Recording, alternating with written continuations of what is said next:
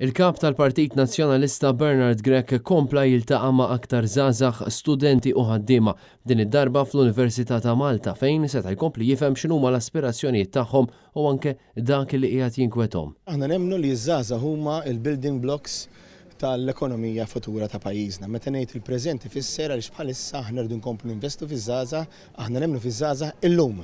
Mhux nemmnu fiż-żgħażagħ għaliex nistgħu nieħdu minn għandhom fil-futur, imma kif illum nistgħu nkomplu nsaħħuhom, kif illum nistgħu nkomplu nindirizzaw l-isfidi tagħhom. Għaldaqstant għaliex nemmnu fiż-żgħażagħ aħna bnejna ekonomija, bnejna programm elettorali, bnejna viżjoni li hija msawra, imdawra madwar il-persuna ta' kull età, partikolarment it-tfal, iż-żgħażagħ li fuqhom irridu nkomplu ninvestu il-futur tal-pajjiż. Meta kien qed iwieġeb għad-domandi tal-midja fit-tmiem din iż-żjara, Bernard Grech reġa' saħaq li ż-żgħażagħ għall-Partit Nazzjonalista huma l-preżent u mhux biss il-futur ta' pajjiżna u xhieda ta' dan huwa l-programm elettorali li fassal il-Partit Nazzjonalista u li ppreżenta lill-elettorat ftit sigħat biss wara li bdiet il-kampanja elettorali.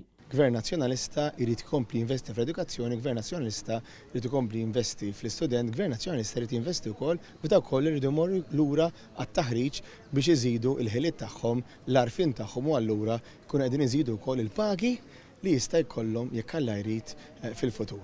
Kienu diversi dawk li faħru l-proposta tal-Partit Nazzjonalista li se jżid l-Students Maintenance Grants b'25%, però b'mod partikolari intlaqet tajjeb ħafna l-proposta li jiżdied b'25% addizzjonali l-istipendju tal-istudenti li wettqu volontarjat ma' xi organizzazzjoni volontarja reġistrata bħala rikonoxximent tal-kontribut tagħhom lis-soċjetà.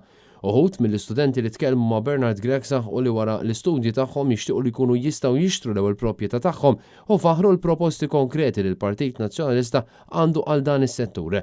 Dawk il-familji żgħażagħ li ma jkunux jistgħu iħallsu d-depożitu tal-10% se jingħataw għajnuna ta' self mill-Gvern biex dan jagħmluh sa massimu ta' 20,000 euro li jitħallas lura fuq perjodu massimu ta' 30 sena. Dan fil-waqt li l-inċentivi preżenti tal-first time buyers isiru permanenti bl-ammont li fuqhom ma titħallas bolla ikun ta' 400,000 euro.